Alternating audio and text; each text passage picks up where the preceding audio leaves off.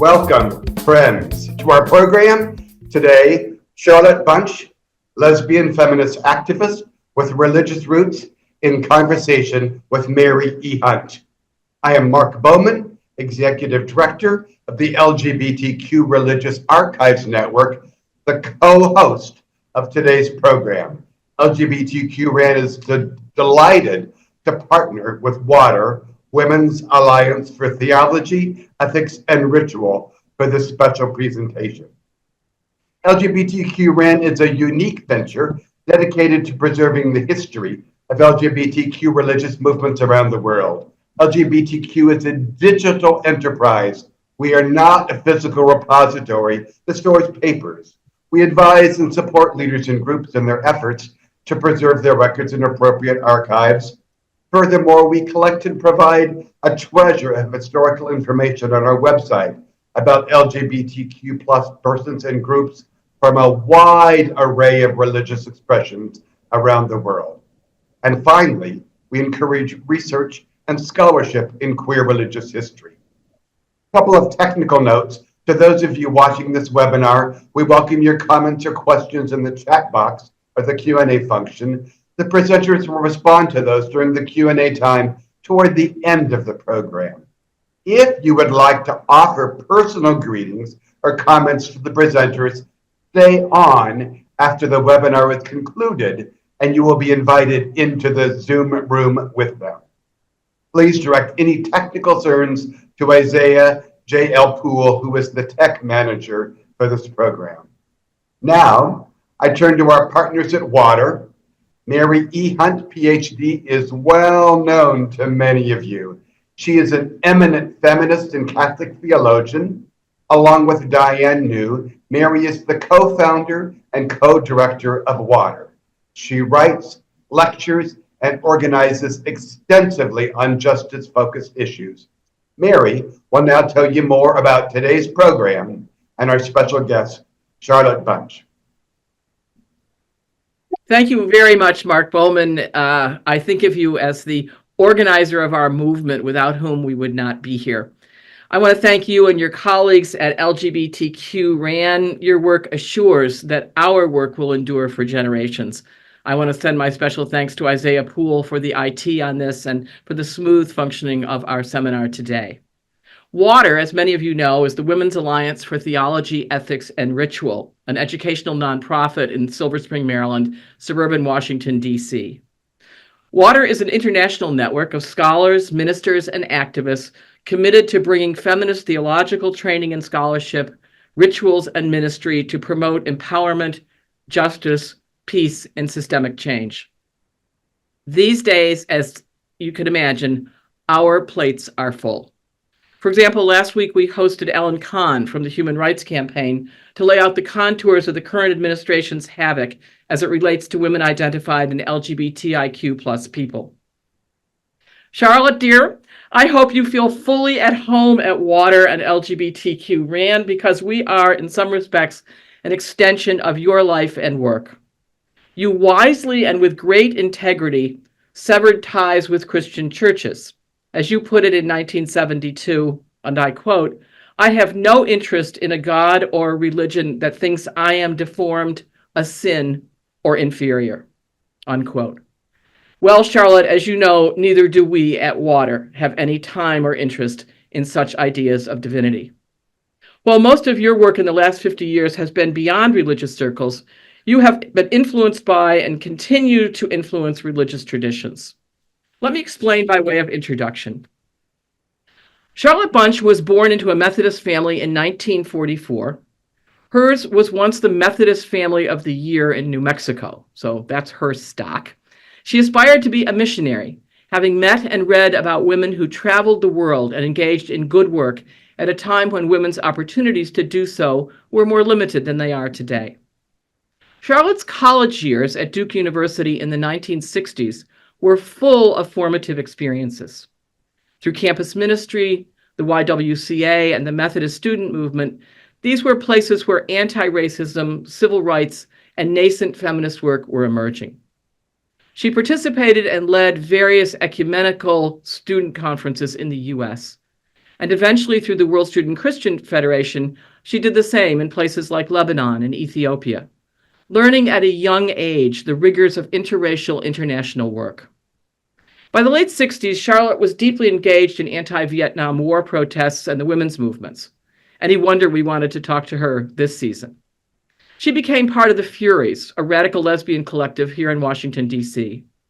Although short-lived, the Furies, whose house on D.C.'s Capitol Hill is now a National Historic Landmark, at least it is until this week, the Furies were a remarkably creative and productive group. Women's music and literature, women's politics, publishing, and activism sprang from that group. Charlotte was a pioneer woman staff member at the Institute for Policy Studies, IPS, again here in Washington, where she started Quest, a feminist quarterly. By that time, she was all of 30. I'm breathless at the thought of it. Then came 50 years of New York-based national and global feminist leadership. Charlotte Bunch worked with many NGOs, including some focused on violence against women. In 1979, she founded the Center for Women's Global Leadership at Rutgers University, which she led so ably for 20 years. The center's focus on women's rights as human rights, with lesbian rights prominent in the mix, spawned countless projects. One of the most notable ones is the 16 Days of Activism Against Gender-Based Violence campaign, which started in 1991. It is now carried on in scores of countries every year. Charlotte's early missionary vocation was realized in myriad secular settings, most prominently in the United Nations, on boards, and in projects all aimed at improving the status of women throughout the world. She never strayed from her values, even if the very institutions that initially instilled them in her had been left behind because of their recalcitrance. Charlotte's books and essays are necessarily the subject of another seminar. Hint, hint, Charlotte, I'd love to do it. But her volume, Passionate Politics, Feminist Theory in Action, is a must-read for understanding the movements from 1968 to 1986. Charlotte was indeed in the lead. I turn now to you, Charlotte, to explore and explain the trajectory of your activism that was rooted in some of the aspirational language and commitments of Christianity, but had a much deeper echo in the multi-religious and non-religious worlds. I think history will attest to the fact that any group that demeans and limits the rights of its members, as large swaths of Christianity have done to women and queer people, such groups cannot carry the freight of global justice. So we create new ones, like the Center and Water and LGBTQ-RAN, and the many awards and accolades you have received make clear that your approach, our approach, is highly successful. Charlotte, the warmest possible greeting from LGBT-RAN and Water. Let's talk. I invite you to offer opening remarks, and then I have lots of questions that we can explore. An hour will not suffice, but it will be a good start. Welcome 1,000 times, Charlotte Bunch. Thank you so much, Mary, and thank you to also to Mark and to Isaiah for this opportunity. I have followed your work from something of a distance, but with great interest, because I think once you've been infused with the values and spirit of some kind of spiritual religious upbringing, you still see that the importance of that manifestation. So I am really happy to be here participating with you in this exploration. In fact, the one part I would add to what you've said from my bio that fits in very well with the opening that the organization just gave us is that while I was an academic, only briefly really, I was at Duke a historian.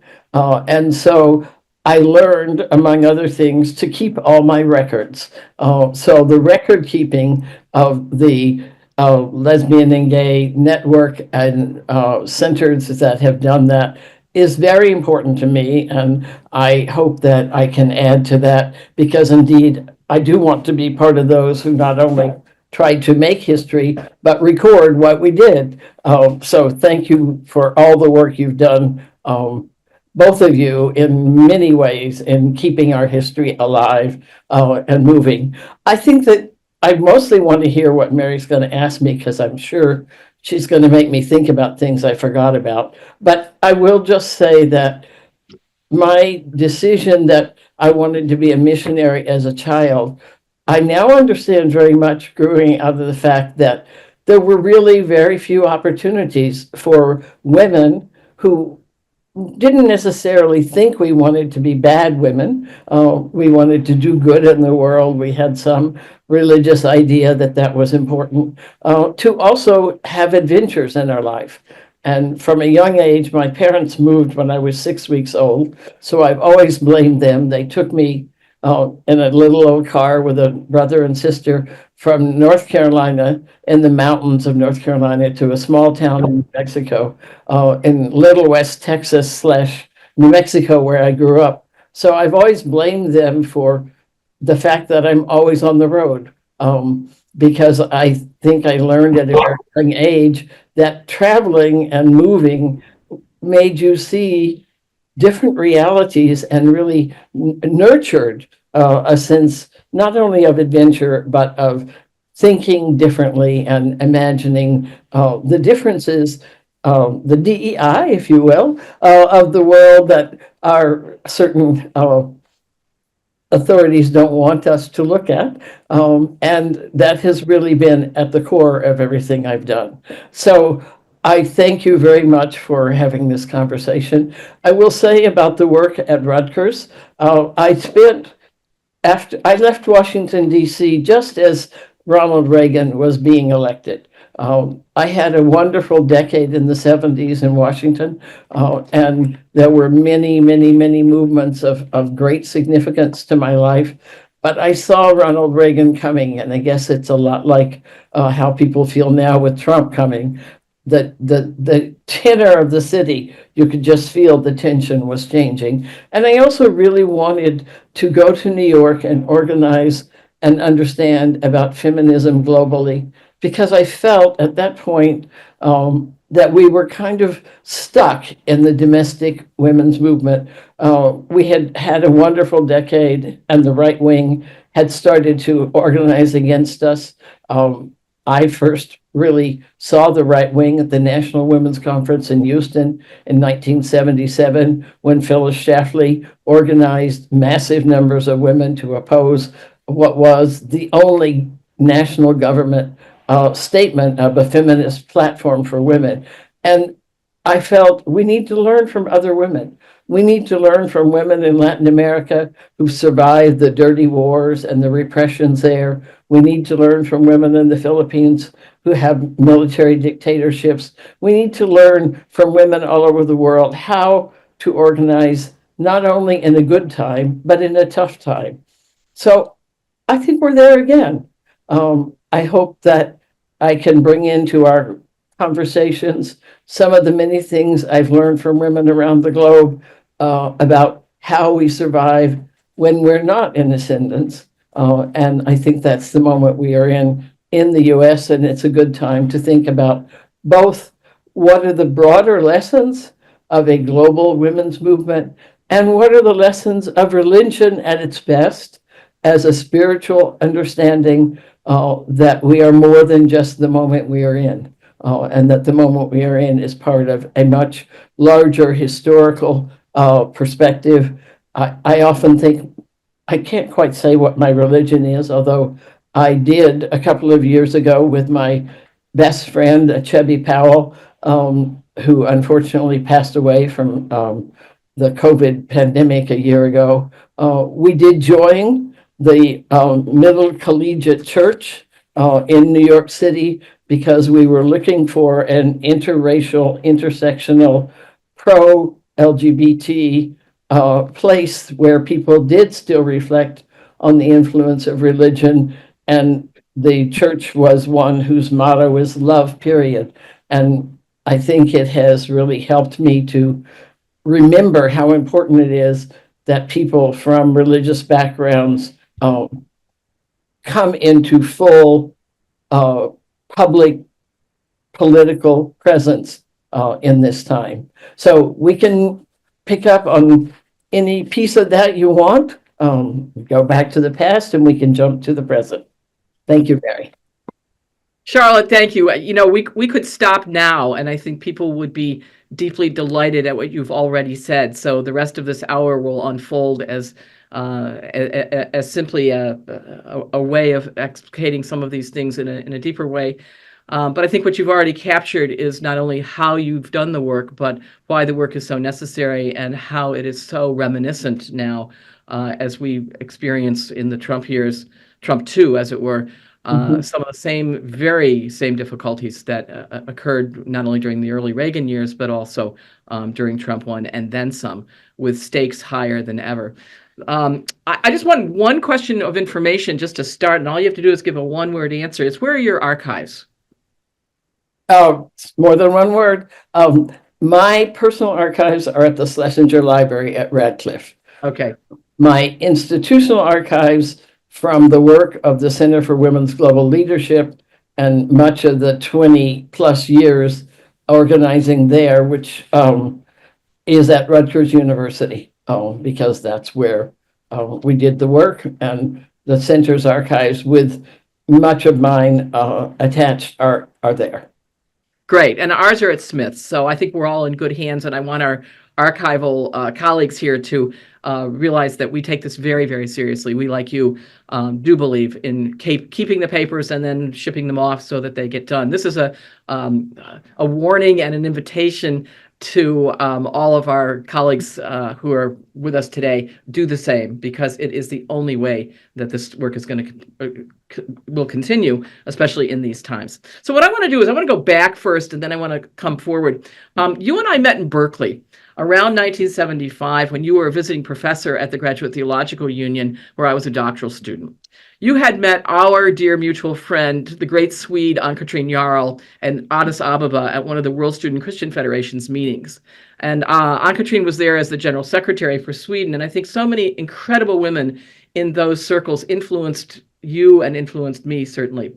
I think first of Margaret Flory, who wanted to be a missionary to China, ironically, but geopolitics in her day thwarted it, so that she founded a number of programs to foster international exchange, like Frontier Internship and Mission, which Ann-Katrin came to the US with, and I went and spent several years in Argentina. So Margaret Flory is one person to think about. Maybe you are now Margaret Flory, Charlotte. I mean, I want to think about this. Another person, of course, was Peggy Cleveland, who was a missionary in Congo, later did campus ministry here at George Washington University, and eventually lived on a women's land collective in Willits, retiring to family land later in North Carolina. I think of Ruth Harris, whom you mention a lot in your writings, from the United Methodist. Peggy and Margaret, of course, Presbyterian, and then Ruth Harris from the United Methodist Church was a colleague and a funder for many of us, an early funder for my work in Latin America, and eventually a great supporter of water. And I just wonder how these women and others that you might name, like Peggy Billings and other movers and shakers from what we used to call the God Box, the Interchurch Center in New York City, which was then the headquarters of many Christian denominations. You were highly respected, indeed beloved, of many of these women. I just want you to reflect a little bit on how they influenced you. I know how they influenced me, and how they supported you, and how did that model for you how we might support young women today? Absolutely. Yeah, No. I just think that's the heart of the matter at this point.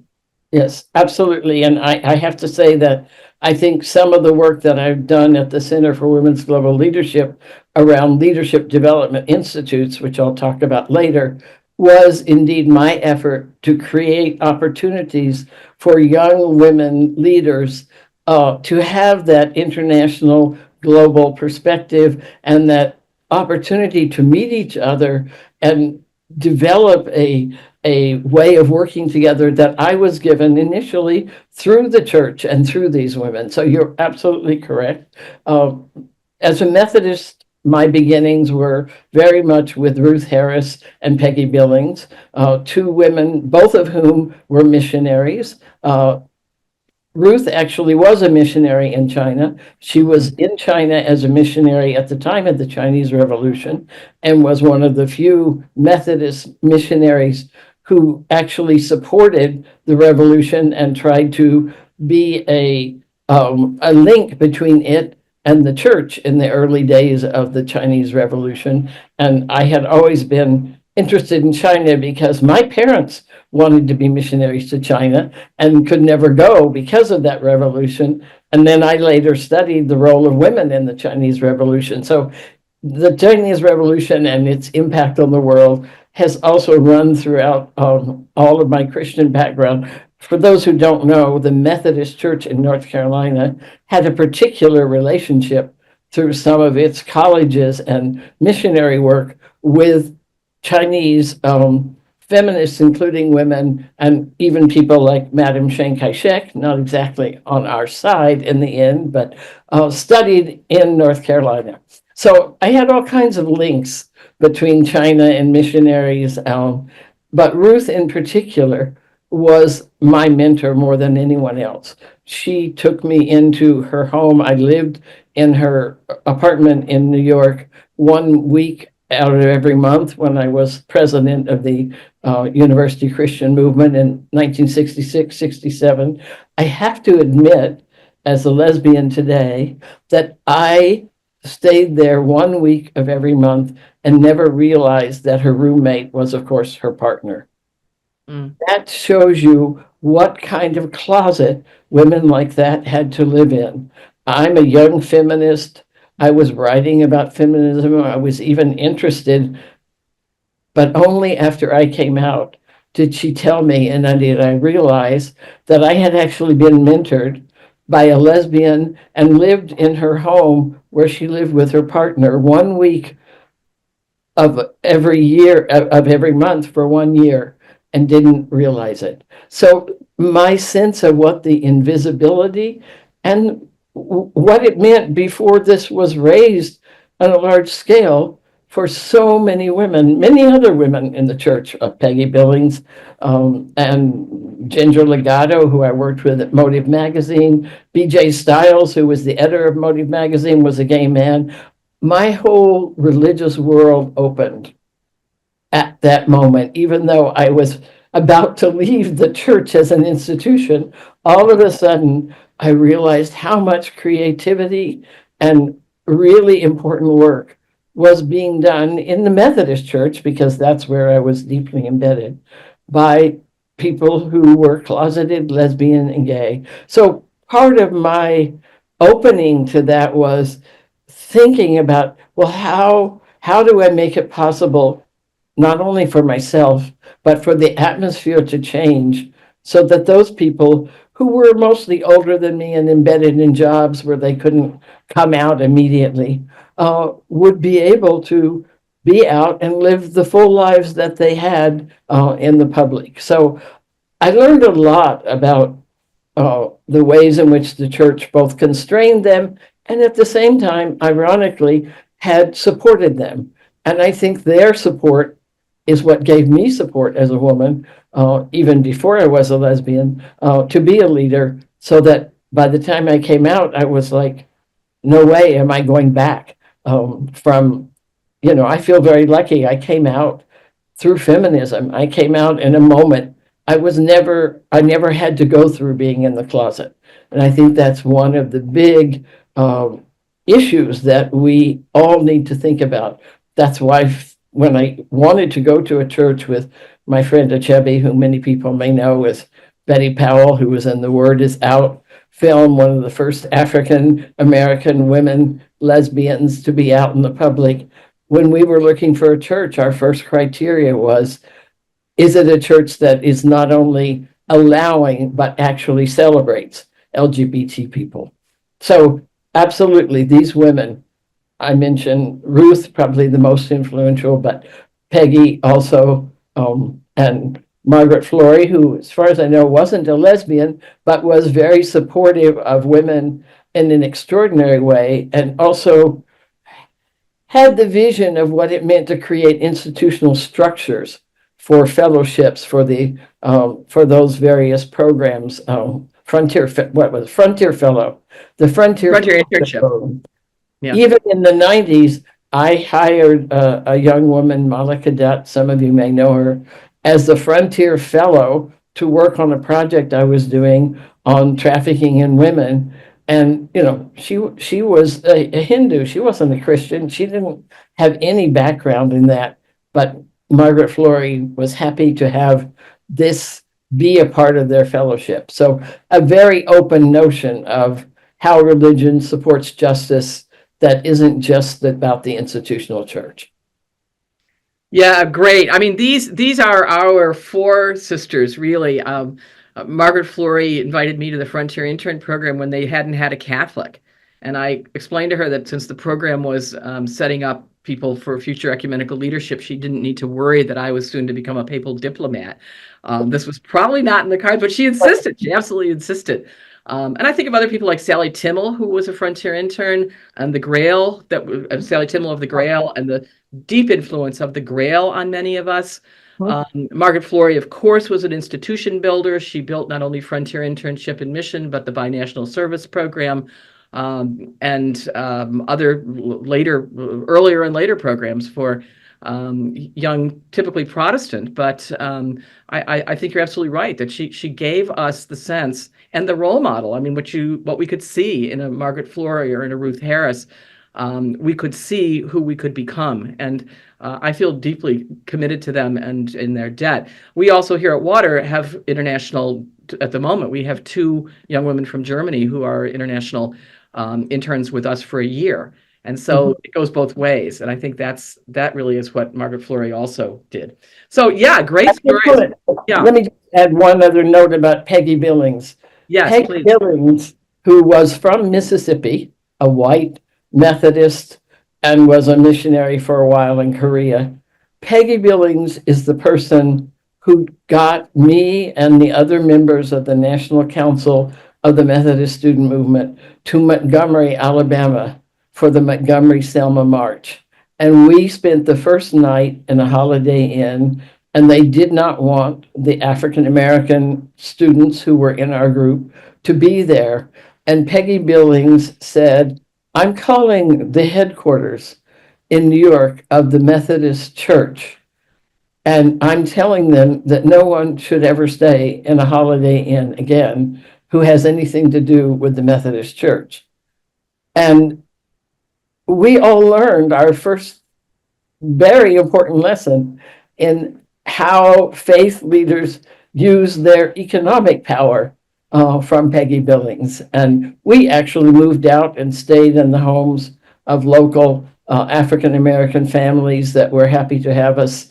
We were really just the legwork for a larger organizing of finding homes for people to stay in when they came from Selma. So I never got to Selma, but we helped house and find homes who would house the Montgomery Marchers. And that was one of the most important moments in my life, both for the interracial experience of walking in interracial teams in the Black community in Montgomery and talking about the march and convincing people that it would be safe to have a marcher stay with them, and that we had the Methodist Church authority behind us.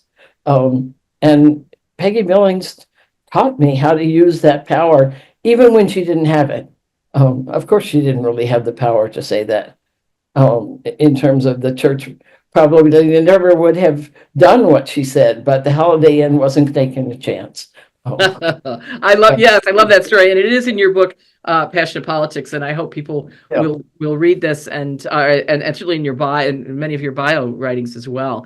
Right. I am hoping that you will write more, because I think these further reflections, reflections from later on even, are enormously rich.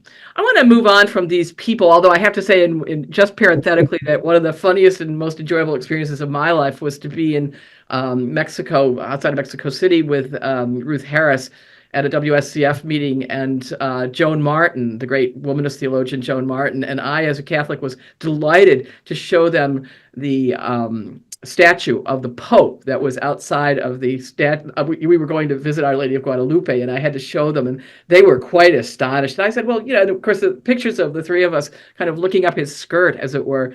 But we had great fun with Our Lady of Guadalupe, and took seriously how, and I tried to explain to them the seriousness with which, especially Latin American Catholics, take La Guadalupana.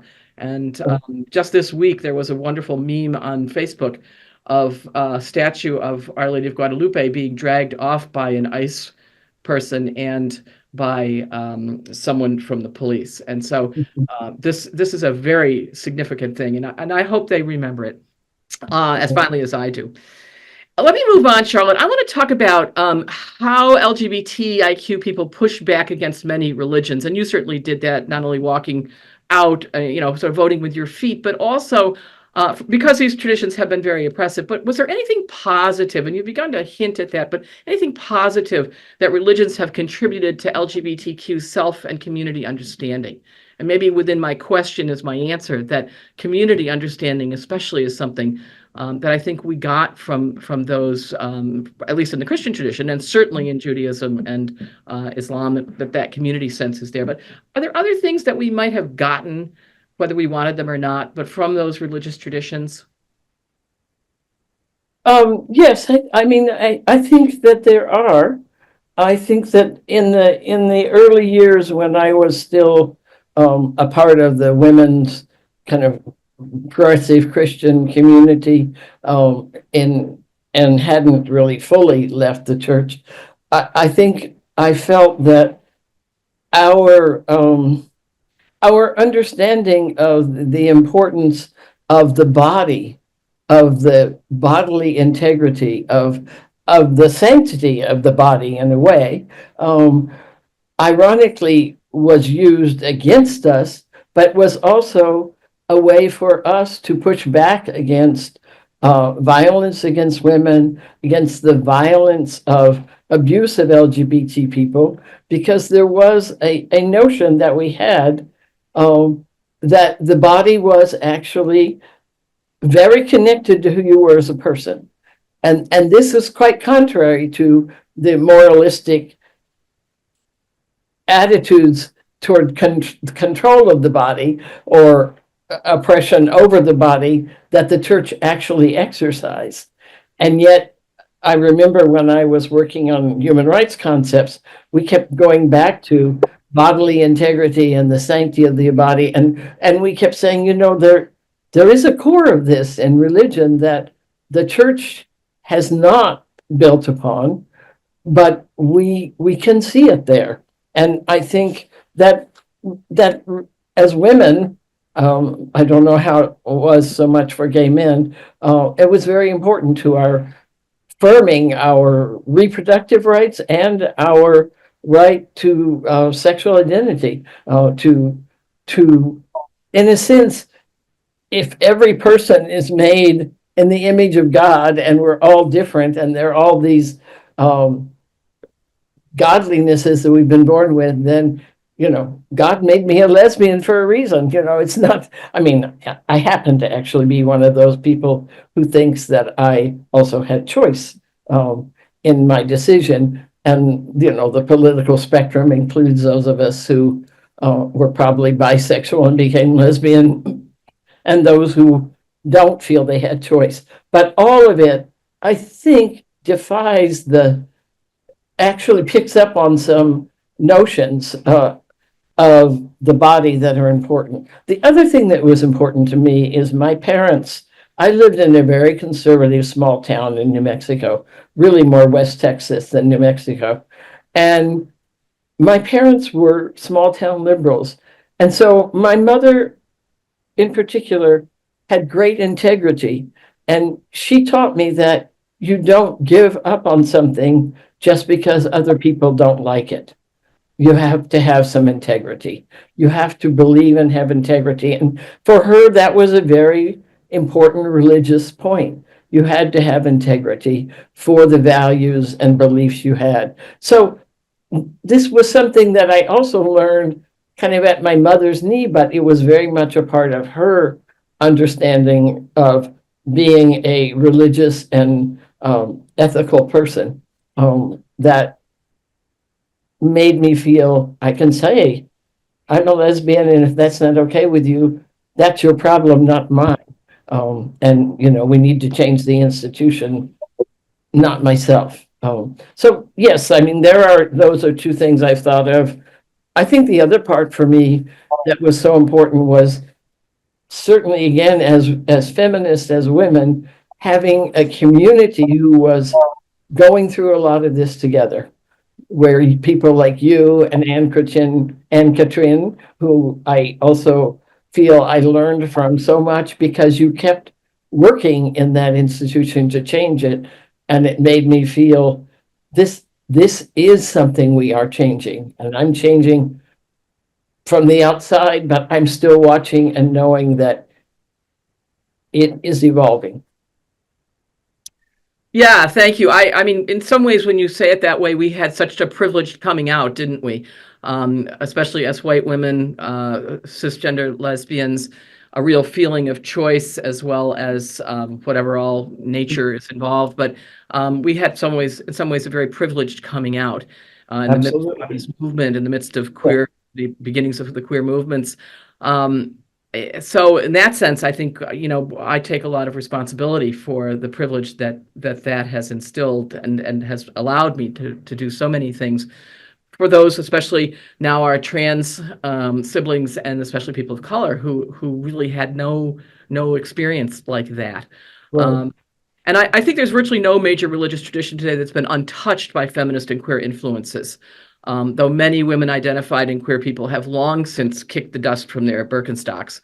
Many traditions, like my own Catholicism, has been a source of oppression long after they've been taught better, and long after the many queer people who run that show should be ashamed of their closeted ways of operating. So in my experience, and I'm going to stick to Christianity here, but I think that none of the traditions have really kept pace with women's and queer people's religious demands.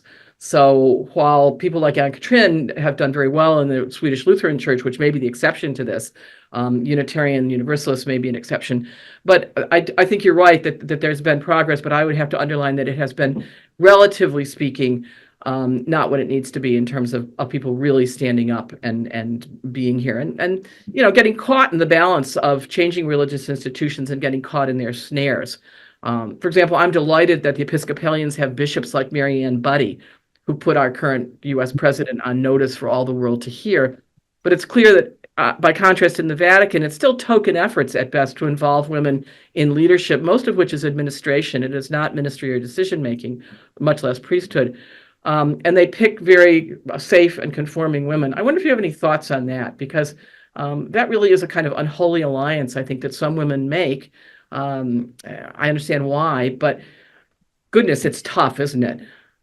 I think it's very tough, and I think that you and I are very fortunate in the moments that we were able to come out.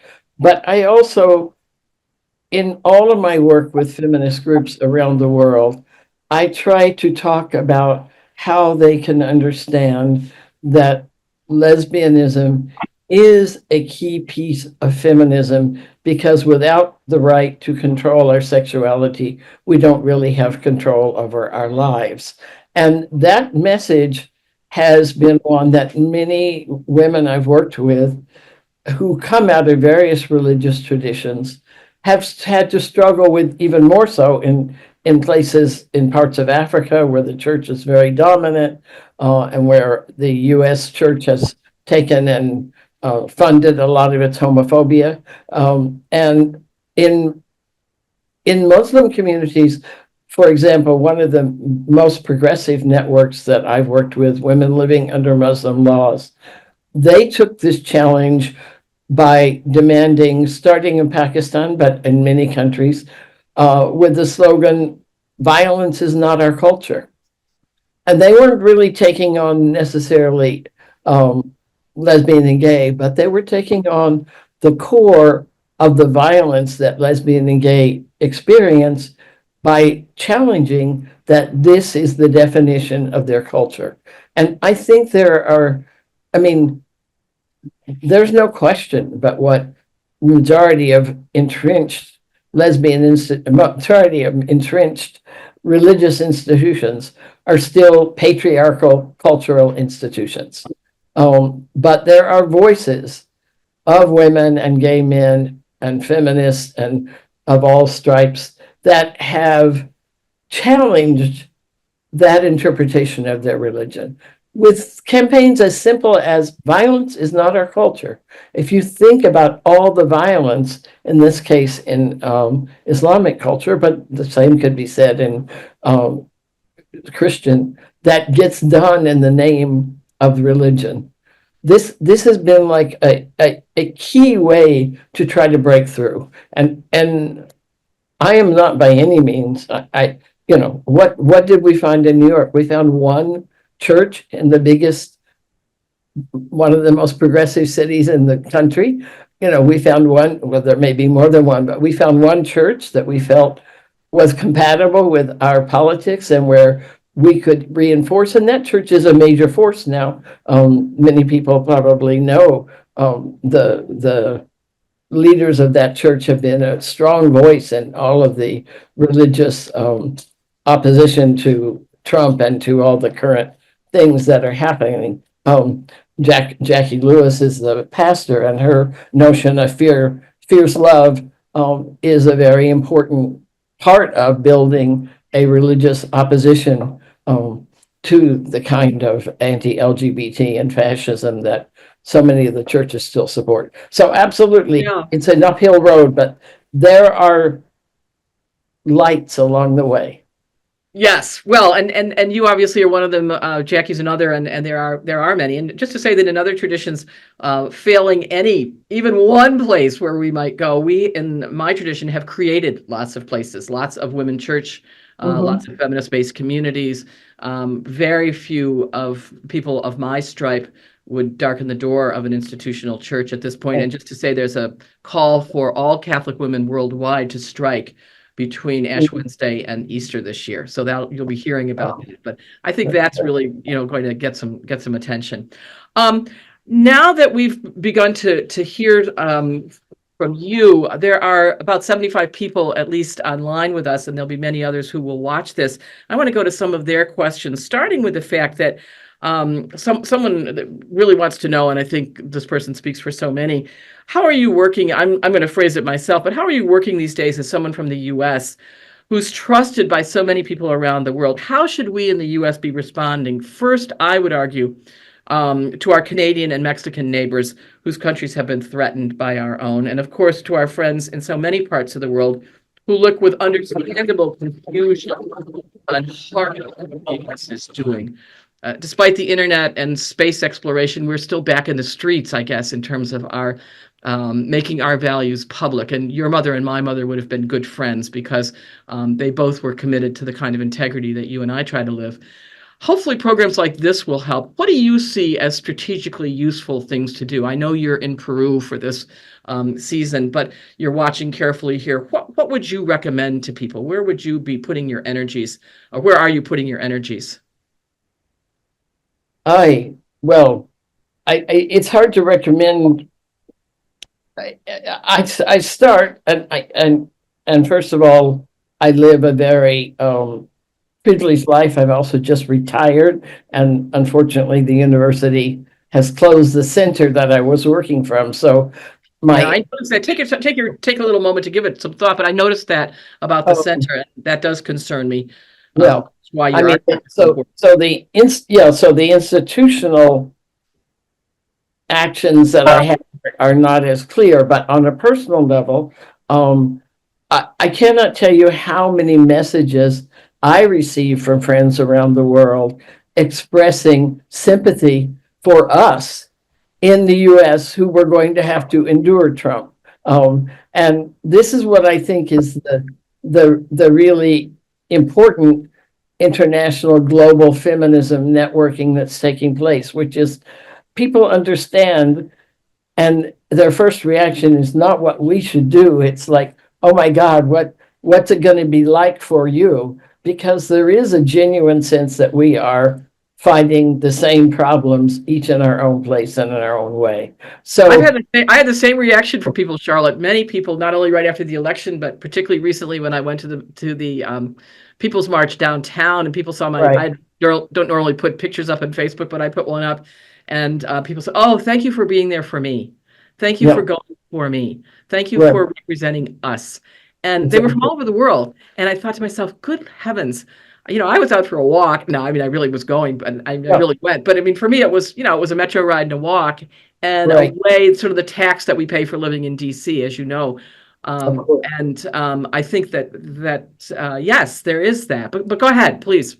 No, and what you said adds to my point, which is the news media around the world does not give enough attention, because it comes from our corporate controlled media, to the fact that there is opposition in the US.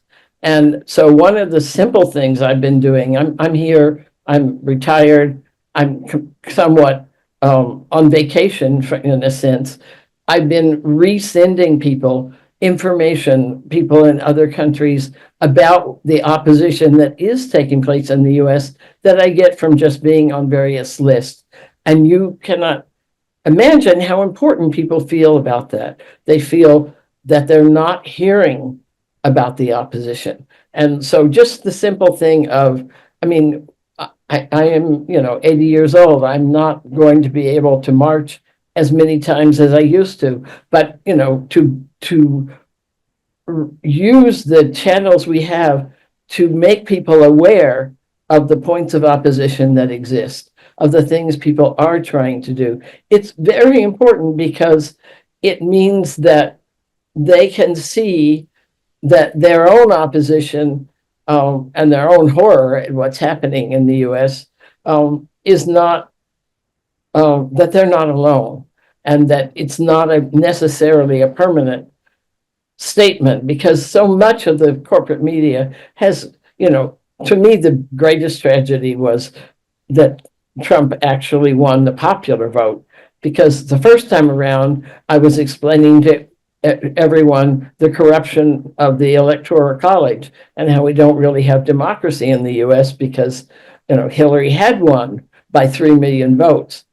It was really hard for me to explain that he actually got the majority of the votes. I still don't believe it. I actually believe, I do believe, maybe I'm repeating Trump's 2020 reaction. I still just believe somehow they must have made up some of those votes. But at any rate, try to An election denier, Charlotte Budget. yeah, right, exactly.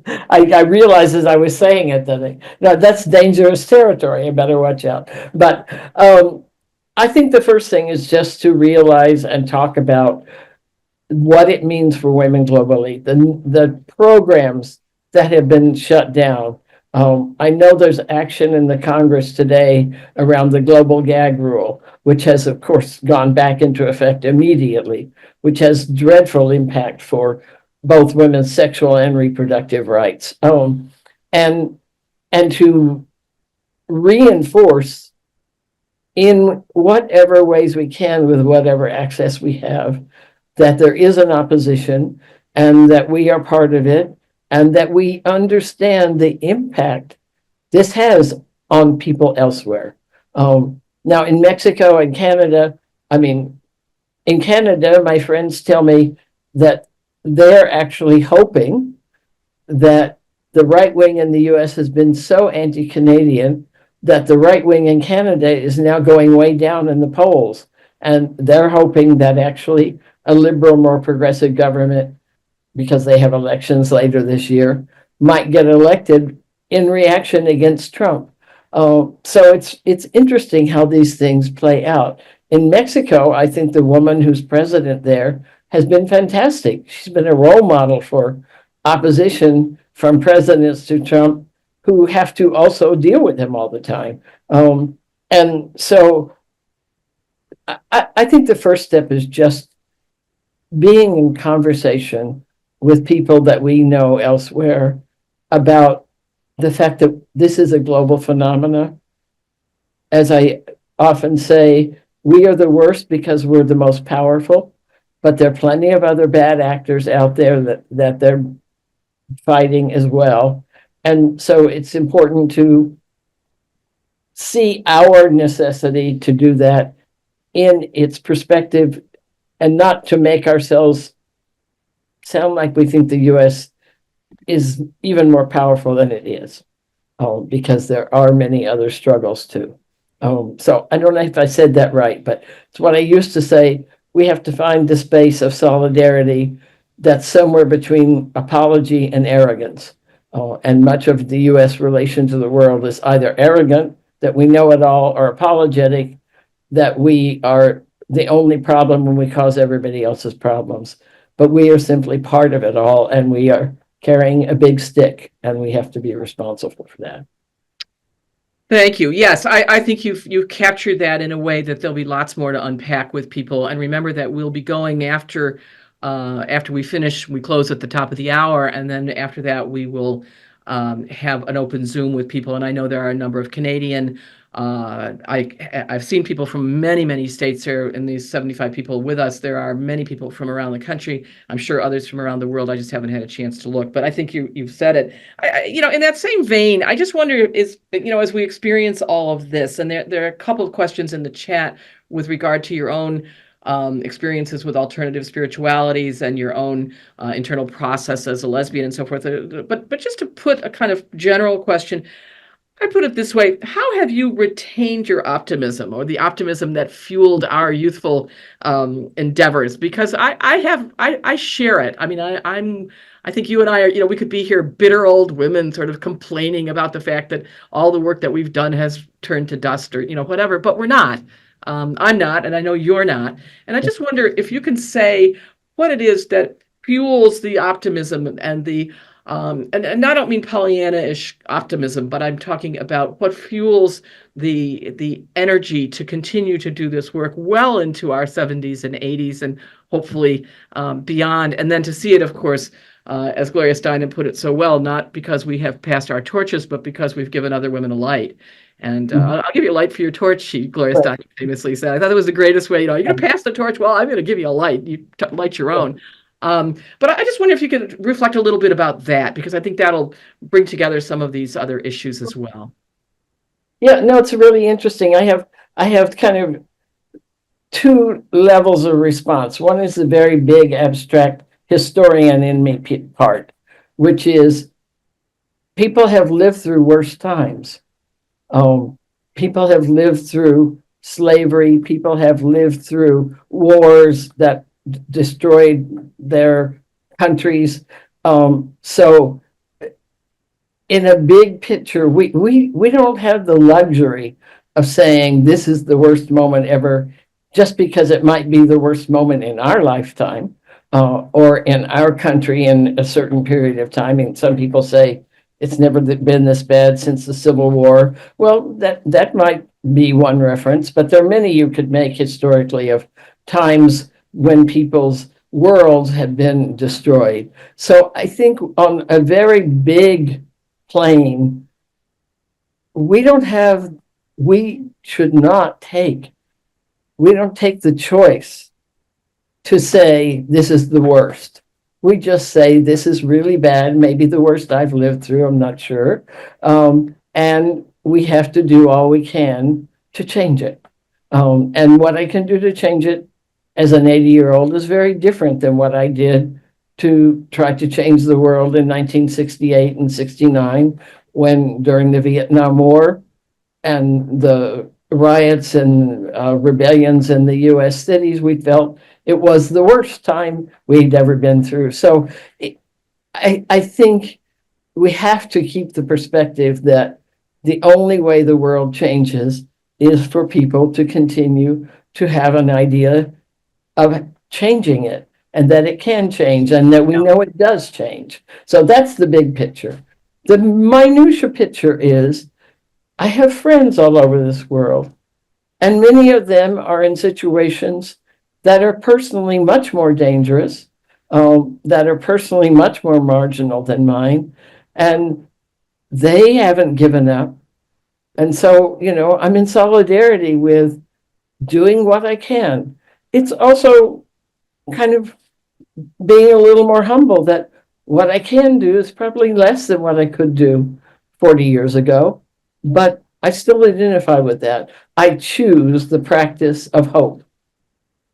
Yes, I agree with you. And I also feel, and I say this very, very personally, I also feel so terribly well accompanied in all of this. Yes. I didn't know you. I didn't know Aunt Katrine. I didn't have the memory of Margaret Flory and Peggy Cleveland, their words ringing in my ears, 40 years ago, when maybe we did have a little more stamina and a little more energy. But by golly, to me, that's all a piece of what it means to have the renewed energy, in addition to the renewed energy of spiritual traditions.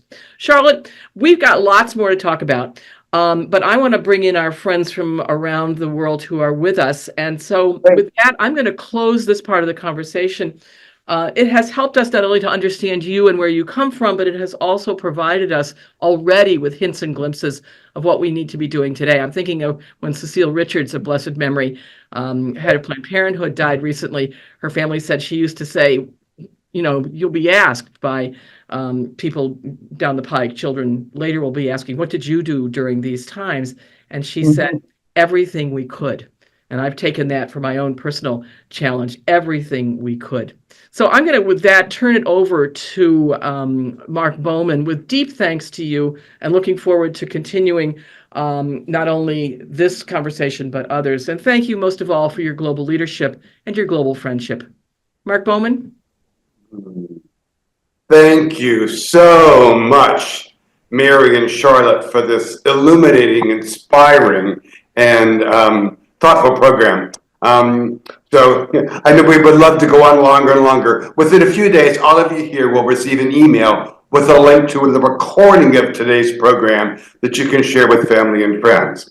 I just want to look ahead a little bit. If you're interested in more opportunities to explore the history of queer religious movements, check out the LGBTQ RAN website, and particularly our events page. There you will find announcements of future online programs, as well as recordings of past presentations. Our next event will be both in person at Chicago Theological Seminary and live streamed.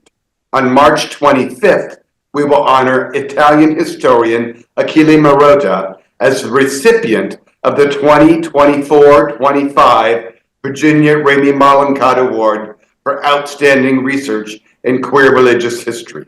Then, on April 24th, Catholic historian Jason Stadel-Jack will interview activist and author Brian McNaught on his new book, A Prince of a Boy, How One Gay Catholic Helped Change the World.